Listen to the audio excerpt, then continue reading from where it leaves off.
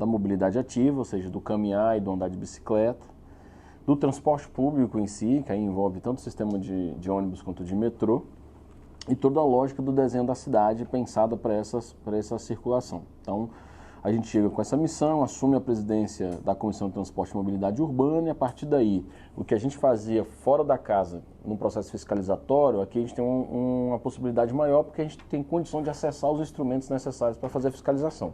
Então, a gente passou esse 1 ano visitando as empresas, sentando com as secretarias, com as pastas, com todos aqueles setores que estão envolvidos nas interfaces que eu citei. E, a partir daí, a gente começou a analisar o que existia no Distrito Federal já de legislação para esse tema, que precisaria ser melhorado, ou que não existia e que a gente ou criaria ou traria de outros estados que já tinham realizado algo parecido e tivesse uma vanguarda. Então foi daí que a gente criou o primeiro PL sobre mobilidade a pé no Distrito Federal, né, que é para pensar uma onda verde do pedestre, calçadas niveladas, sistema cicloviário que se interliga, né, pensar as construções, inclusive das rotas acessíveis. Então foi um grande arcabouço geral, né, que a gente apresentou para o governo do Distrito Federal. O outro PL foi a criação do fundo do transporte, porque o nosso sistema é bancado por um recurso que ninguém sabe de onde vem, toda vez tem que ficar pedindo aprovação de crédito suplementar de fontes variadas, que tira daqui, forma uma salada mista para bancar o sistema. E a gente cria o fundo para que o fundo seja um espaço onde a gente crie receita, seja tarifação de setores econômicos, seja tarifação de algum tipo de veículo específico, ou de outras receitas oriundas, para que esse fundo subsidie o sistema. Então a gente teria ali uma expectativa de quanto de fato custaria o transporte. E fora isso, um monte de audiência pública, de ações sobre cada fato específico que acontecia no sistema de mobilidade. No metrô, a não privatização, que é uma luta nossa. No sistema sobre trilhos, nosso olhar, a necessidade de um novo normativo de contrato. Esse contrato que está aí, que na época foi pensado com, uma vanguarda, porque o Distrito Federal, quando ele se estabelece, é que a gente percebe que ele não era o melhor contrato. Ele é um contrato muito oneroso para a população e para o erário público em benefício das empresas. Apesar das empresas, sempre que você encontrar, vai estar dizendo assim, olha, tá terrível, tá ruim, eu recebo depois, mas a história de Brasília do transporte público as empresas criam empresa aérea. Então, lá atrás criaram a VASP, foi daqui, depois criaram a Gol, né, desse conglomerado de empresas de transporte público, e ninguém está a fim de abandonar, apesar de estar dando prejuízo. Então, não é bem assim. Na verdade, a gente sabe que há uma fragilidade, sim, do poder público, exatamente porque não tem um fundo de transporte, então ele fica dependendo do rateio do caixa. Então, a gente fez várias fiscalizações, a gente, recentemente, o que eu posso finalizar para dizer para vocês o que foi a ação mais próxima agora, foi quando a gente descobriu uma isenção de refis, que é um desconto que se dá para multas acessórias, né, de 130 milhões, e nós descobrimos que não era multa acessória, sobre um valor principal de não cumprimento do objeto do contrato das empresas. Então a gente entrou com a representação junto ao Tribunal de Contas, ao Ministério Público, o Tribunal de Contas acatou, está analisando agora essa nossa representação. Então, enfim, é um processo do que a gente tenta fazer na casa, que é um processo fiscalizatório, que é o nosso papel, também legislativo, mas que há limite, né? A institucionalidade, ela tem um limite, nós não podemos acreditar que ela é o fim aqui. Se alguém achar que aqui vai resolver tudo, está equivocadíssimo, porque nós precisamos da participação popular. Se a gente faz essa ação e a participação popular não chega junto, não cobra, não aumenta o poder fiscalizatório, não demanda a gente de reclamações para que a gente possa juntar aquele monte de protocolo e falar, olha, essa situação está se repetindo, especificamente nesse ponto, precisa de uma intervenção, às vezes a gente fala e não cria fato. Mas a gente tenta juntar aquilo que impacta o conjunto da população. Então a gente é um sistema complexo, não é fácil, de uma história antiga do Distrito Federal e que, para resolver, precisa de um tempo, de no mínimo uns 6 anos, assim, para dar uma mudada em tudo. Se não tiver ninguém atrapalhando, se estiver atrapalhando é 10. O Distrito Federal, ele não tem avenida, ele é uma cidade cortada por rodovias e o Eixão é uma rodovia. Então, quando se criaram o Eixão lá atrás, havia uma justificativa de uma obra pensada por homens, que é uma passagem subterrânea. Só o homem acha que passar uma passagem subterrânea é tranquilo. Né? A passagem subterrânea era feita para quê? Para animais não correr risco de ser atropelado. Né? Sim. Porque e isso é outra coisa importante, gente. Toda a lógica de obra no Distrito Federal é para privilegiar o transporte individual. Sim. Então, o Eixão, ele foi pensado para carro. Ele tem uma faixa presidencial para ninguém pegar um engarrafamento, né? e o pedestre passaria por baixo. Acontece que a Brasília de 64 anos depois dessa criação, ela adensou populacionalmente. Não, a quantidade de pessoas, de comércio, de serviços que estão envoltos nas asas, não permite mais uma passagem subterrânea só, precisa de uma passagem chamada passagem em nível. Ou seja, eu preciso ter espaço semafórico para eu... Então esse é um debate que existe no Eixão historicamente. Então por que as pessoas preferem arriscar, correndo um risco de ser atropelada, e elas não fazem um cálculo de um carro a 80 km por hora, ultrapassa, sei lá, 20 metros por segundo, o usuário não consegue fazer essa percepção visual. Então ele arrisca, quando ele arrisca, o carro já pegou ele. E 80 km por hora é fatal. 99,9% de a pessoa sair sem vida de um acidente. Porque exatamente essa passagem ela não foi projetada para as pessoas, né? Ela foi projetada por um arquiteto que achou que aquilo ia ser saudável. Então, por exemplo, quais seriam as saídas hoje? Seria tampar? Não só. Acho que tampar depende do lugar. Nós podemos primeiro fazer o quê? Já tem estudo na Universidade de Brasília, por exemplo, dos lugares com maior travessia, que se a gente estabelecesse, por exemplo, a onda verde do semáforo de uma ponta a outra, você, saindo da Asa Norte, pegando o sinal verde, você chegaria ao aeroporto sem pegar um sinal vermelho. Mas teria os momentos certos em que a passagem nível aconteceria. As passagens subterrâneas, algumas delas, elas dobram. E esse é o maior problema. Porque aquelas passagens que você entra e você vê o final, você tem a sensação de segurança melhor. Porque eu estou vendo quem está vindo ou estou vendo o final. Quando você desce e você não sabe o que você vai encontrar depois no túnel, ou quando você está no túnel e não sabe o que você vai encontrar saindo, tende a fazer as pessoas não ultrapassarem. Então precisamos também mudar o processo arquitetônico desse tipo de construção. E há projetos, por exemplo, pensando que algumas passarelas poderiam entrar serviços. Você colocaria algumas lojas, algum comércio para dar essa sensação de segurança. A gente não sabe que isso resolve. Hoje, o que resolveria o problema da travessia no Eixão é passagem nível, tendo em vista o adensamento populacional que se deu nas áreas. E aí as pessoas vão sempre se arriscar a passar por cima, não adianta. É essa a ideia do PL do andar a pé, exatamente você fazer todo o redesenho da cidade para que a gente crie todas as rotas acessíveis. Então, por exemplo, nenhuma parada de ônibus, e a gente agora vai fazer esse trabalho, nós vamos pegar cidades específicas e vamos tirar foto das paradas que não são acessíveis. Então você não pode desembarcar numa parada e não ter condição de passar por ela. Isso tem a ver com o que, gente? Por exemplo, tem uma fala que eu costumo repetir sempre, que é isso: a gente pensa com aonde nossos pés pisam. Então, se eu sou uma pessoa que não sou uma pessoa com deficiência e eu construo algo, eu construo baseado na minha realidade. Eu falo, aqui dá para eu acessar. Eu não penso na pessoa, por exemplo, eu não faço um cálculo de que nós vamos ser a unidade da federação que vai mais envelhecer daqui os próximos 20 anos. Eu não faço um cálculo de que nós temos um aumento de pessoas com deficiência que precisa ter acesso ao transporte público. Você não tem as paradas niveladas com o degrau do ônibus, então aí vem aqueles ônibus de alto, que é carroceria de caminhão, aí tem que arrumar um elevador que o cara não sabe operar. Não sabe. Aí o problema que trava não é por falta, porque quebrou, é por falta de uso às vezes. Aí o cara não sabe, ele automaticamente trava, o carro, a porta aberta, o ônibus não funciona, porque tem um sistema de anjo nele. Ou seja, foi tudo para dar errado. Mas foi mesmo porque quem pensou, primeiro privilegiou o carro. É sempre assim. Então, por exemplo, nessa área mais central ali do metrô ou do hospital, as obras que foram feitas são obras importantes, que precisam ser feitas, por exemplo, que são as passagens das tesourinhas, porque a obra edificada, chama arquitetura especial, estava muito precária, com risco de cair, como aconteceu na galeria um tempo atrás. Então eles fizeram toda... Mas se você vai lá, eles terminaram, a parte que tinha calçada não terminou. Deixou quebrada. Depois, você vai na estrutural, inaugurar a estrutural sem guarda-reio, sem sinalização, sem passagem, sem passarela, sem parada. Ou seja, cara, o carro precisa andar, você se vira. Se você for cadeirante, você se vira mais ainda.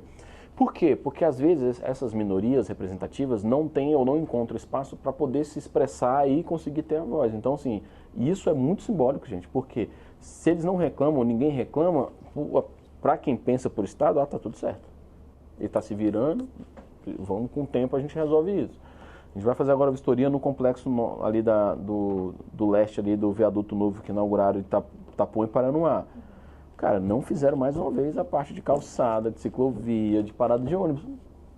Por quê? Privilegiaram o carro.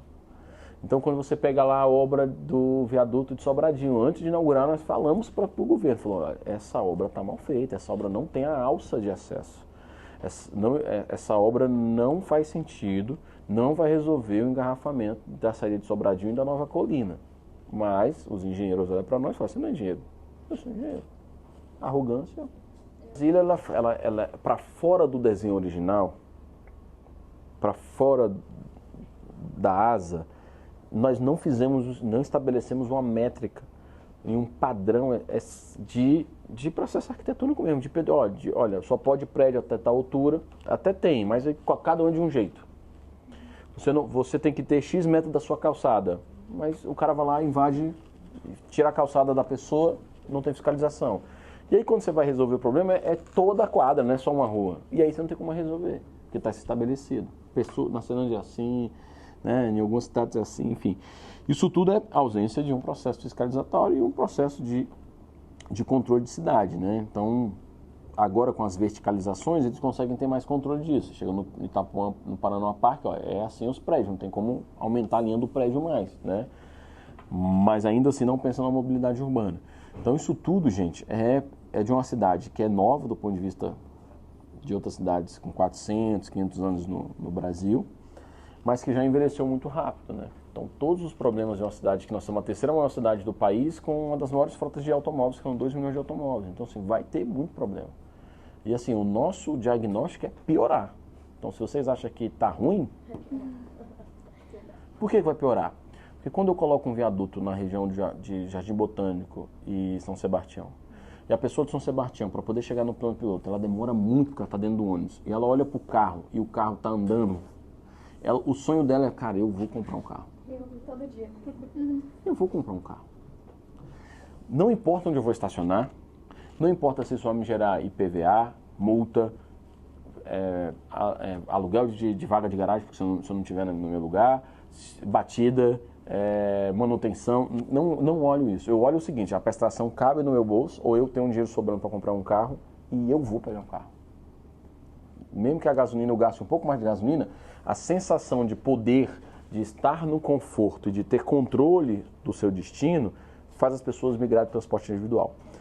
E Brasília é campeã nisso. Então vai piorar porque todo mundo que está dentro do ônibus está olhando para fora e falando, eu vou comprar minha moto, meu carro, não estou nem aí. E não à toa nós estamos perdendo milhões de passageiros a cada ano. Dos últimos 10 anos perdemos 1 milhão de passageiros, por exemplo, no sistema. E essas pessoas estão no transporte individual. Então não tem vaga de estacionamento para todo mundo, aí começa a parar em Gramado, em qualquer lugar. Engarrafamento surreal, então tem dias desse aqui que a gente para, olha o Waze, todas as vias estão engarrafadas, todas. EPA Sul, EPA Norte, EPTG, EPNB, sentido São Sebastião, todas, 020, todas. E você fala assim, cara, aconteceu um acidente simultâneo? Não, é trânsito. E nós temos condição de não ser isso. Tem condição de ser uma cidade com transporte público, porque assim, se você for em São Paulo, você pode ter seu carro. É caro. Tem um rodízio. As pessoas falam, Max, por que você não faz um projeto para ter rodízio em Brasília? O poder econômico do Brasília é grande, as pessoas compram aí outro carro fácil. Sim. Mas em São Paulo, além do rodízio, não existe estacionamento público, você paga.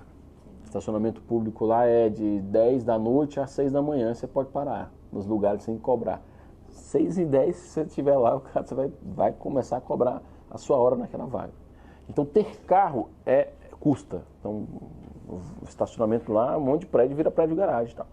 Então, se a gente não fizer uma forma de desmotivar o transporte individual, ou seja, o carro ser de fato de passeio, a não ser que você trabalhe num lugar que garanta que você tenha a sua vaga de estacionamento, é uma escolha sua. Mas, por exemplo, existe um projeto engavetado há muitos anos, há mais de 10 anos no Distrito Federal, por exemplo, de cobrar pedágio para entrar no plano piloto. De ter os bolsões de estacionamento. Porque, gente, todo mundo vem para cá, funila, não tem espaço. Não tem espaço. Então, assim, nós vamos ter que desmotivar o transporte individual, ele ser um carro de passeio mesmo, as pessoas se locomoverem. Para isso acontecer, eu preciso investir num transporte de qualidade. que a pessoa tenha garantia de que ele vai chegar no horário, que eu vou embarcar, que eu vou ter lá meus 40 minutos no mínimo de transfer para chegar aqui, né? Ou seja, com conforto mais econômico, porque é assim, profissionais qualificados sem dúvida nenhuma, que assim, se você for para qualquer lugar fora do país, você não vai, muito difícil você vai pegar um carro. Só se você tivesse, vou alugar porque eu vou passar aqui em 2, 3 países, vou fazer um tour aqui. Mas você vai usar o transporte público forçadamente e você vai voltar elogiando. Então, o usuário quer o quê? Eu quero chegar no meu lugar de destino no menor tempo possível. Se é o carro que vai me dar isso, eu vou querer um carro. Se é uma moto que vai me dar isso, eu vou querer uma moto. Se é um ônibus, eu quero um ônibus. Nós apostamos num sistema sobre trilhos e pneus. Então, por exemplo, se você perguntasse para mim, Max, se governasse Brasília hoje, o que você fizesse? Primeiro, eu criaria corredores de ônibus em todas as alças do Distrito Federal. Então, de São Sebastião para cá, aquele viaduto não era para o carro, era o viaduto para que o ônibus pudesse ir sem parar. Eu vou pegar aqui e ainda criar linha expresso e paradora. Isso é possível se a gente começa a investir no sistema que é o Estado assume os corredores exclusivos, é isso. BRT Norte, BRT Oeste, BRT Sudoeste. Gente, tem saída para quase tudo. O problema é qual escolha de cidade nós optamos. Infelizmente, os últimos governos do Distrito Federal priorizaram o transporte individual e tornaram o transporte coletivo cada vez mais oneroso, pesado, e toda essa estrutura de caminhar pela cidade, usar o acesso para travessia de pista, etc., um risco à vida. Literalmente um risco à vida. Antes de falar sobre a arquitetura hostil, é importante dizer, nós precisamos discutir enquanto sociedade que uma pessoa pode escolher estar na rua. Agora, ela estando e querendo estar nessa condição, ela não pode se eximir ou não pode ter ausência de serviços de atendimento para que ela possa sair dessa condição. Então, as chamadas arquitetura hostis estão espalhadas de forma muito singela para o conjunto da cidade, que às vezes as pessoas não sentem, é um banco reduzido, é um ar cerca-vivo em determinado lugar, etc. Tem muito mais um caráter higienista do que, né, um caráter de dizer que é só... é higienista mesmo. Olha, não quero esse tipo de pessoas aqui. Então, hoje, o plano piloto tem tido esse tipo de referência, mais, assim, você tem visto as ações, eles ficam sempre em lugares de maior concentração de fluxo de dinheiro, tá, gente? Então, esse processo de arquitetura é muito difícil de vencer, porque ele se dá de diversas formas. Quando entra e aumenta a incidência de pessoas, eles vão lá e tiram o equipamento, eles vão lá e mudam. Até as próprias pessoas vão lá e tiram, muda, chama a polícia. Enfim, nós temos que fazer um projeto conjunto com a sobreposição de ações. Primeiro, a gente consiga fazer com que grande parte dessas pessoas que queiram sair, consigam sair, se emancipar. É um mito de que todo mundo ali é altamente por drogadição. O uso abusivo de álcool e outras drogas acontece, mas os níveis de que todo mundo ali é drogado, isso não é uma verdade. Você tem pessoas que, por exemplo, pelas pesquisas do próprio Estado, apenas 10% das pessoas que estão em situação de rua no DF é de mendicância. Os 90% comercializam alguma coisa, vigia carro, lava carro, vende coisa no sinal, né, faz bico de alguma coisa, só que ele não tem um lugar fixo para morar. Então nós precisamos também pensar nisso. O Estado agora apresentou um edital para 2 novas 1.000 residências, né, casas que pudessem acolher essas pessoas que estão em situação de rua até que ele consiga se emancipar. E a arquitetura colabora muito com isso, porque quando isso acontece no conjunto da cidade, aquele lugar que tem a maior incidência de pessoas em situação de rua acaba sendo um lugar indesejável, onde interfere na especulação imobiliária, onde interfere na circulação de pessoas, onde interfere no acesso a serviços, onde interfere numa série de lógica. Então, não sei, por exemplo, no estudo de vocês, como é que vocês estão enxergando, por exemplo, essa chamada arquitetura hostil. Mas é para além da parada. Você tem beiras de viaduto que eles colocam pedras, né, e tampam, por exemplo, não sei se você sabe, mas o buraco do tatu, aquela parte do buraco do tatu em cima, na verdade, é aberto. O projeto original é vazado, né? Eles tamparam. Quando privatizar a rodoviária agora, possivelmente a concessionária vai poder explorar. Então, vão fazer uns bulevar lá, vão meter cerca, vão fazer um monte de coisa lá para tentar cercear as pessoas, né? Então, é um problema de sociedade complexo. Não é fácil de resolver também, tá? Não é uma coisa assim, vamos resolver. Precisa de muito acolhimento, precisa de muito encaminhamento e precisa dessa compreensão de que aquela pessoa está naquela condição, que ela tem condição de sair, e tem aquele que, olha, mas ele precisa de um lugar para tomar banho, precisa de um lugar para lavar a roupa dele, porque com essa dignidade ele consegue enxergar, consegue se emancipar, consegue tentar buscar outros serviços, se cuidar até sair dessa condição. A questão do centro Acontece que Brasília cresceu muito dos últimos 10 anos para cá. E cresceu alçando muito lugares que antigamente não tinham possibilidade de moradia. Então imagina, existia 40 mil pessoas morando a mais em Itapuã? Não. Aí constrói 40 mil unidades, bota um monte de família para morar e não pensa em transporte público. A ônibus vai ser lotado mesmo. Ao mesmo tempo que tem lugares que não adensaram muito, ou que era mais adensado, diminuiu. Então você precisa da pesquisa para você... Então o que eu pensaria hoje? Voltaria o sistema de cooperativas alimentadoras de circular na cidade, Gama e Santa Maria circulando entre si, baldeando no sistema de BRT. Então, nenhum ônibus vem do Gama e Santa Maria se não for via BRT. Assim como Ceilândia, que vai ter o BRT, tem metrô, Águas Claras que tem metrô, Taguatinga que vai ter o BRT e o metrô, ninguém venha de ônibus direto para o plano piloto se não for baldear no metrô ou no BRT. O que acontece às vezes, você tem um metrô aqui, tem um ônibus aqui, indo para a rodoviária também. Isso não existe. Você não pode ter linha concorrente a um sistema. Você tem que ter linhas que alimentam esse sistema. E você aumenta o caixa, né? Então, gente, assim, isso é uma visão complexa de cidade. Nós precisamos pensar essa cidade para as pessoas. Historicamente, os grupos econômicos aqui que detêm o poder, a entrada nessa casa, as influências, determinam o jogo até hoje. Então, quando a gente começa a chamar a atenção de, olha, tem que melhorar esse sistema, esse setor, porque tem uma massa que precisa usar, se a gente não... Porque assim, é isso, vamos supor, se a gente não está aqui no próximo mandato, e aí, se não chegar outra pessoa disposta a fazer a mesma coisa, acabou, os caras estão agora aqui na casa e estão reclamando, dizendo, pô, mó ruim ter empresa, a gente fica numa insegurança danada, não pode falar, não, devolve, então faz o seguinte, abre a mão da tua bacia, vamos fazer uma licitação da tua bacia, vamos ver se tu topa. Não abre mão, então assim, sabe, eu não estou afim de conversar com esse tipo de gente. Eu quero o seguinte, olha, tudo bem, existe um contrato, né? Existe. Infelizmente é um contrato que existe, eu não gosto dele. Então eu quero eu vou lutar para que você cumpra o contrato e que você receba pelo contrato. Então tá certo, se não tá pagando, a gente vai ter que lutar para que pague. Agora eu preciso saber quanto é que custa. Então, por exemplo, como é que é o abastecimento de ônibus no Distrito Federal? O cara vai lá, compra 5 mil litros de diesel, dá a nota pro governo, o governo paga. Não tem ninguém aferindo na bomba quantos litros cada ônibus pegou. Aí eu falo, eu quero saber quantos litros cada um pegou, mas pô, nunca ninguém perguntou, mas eu tô perguntando.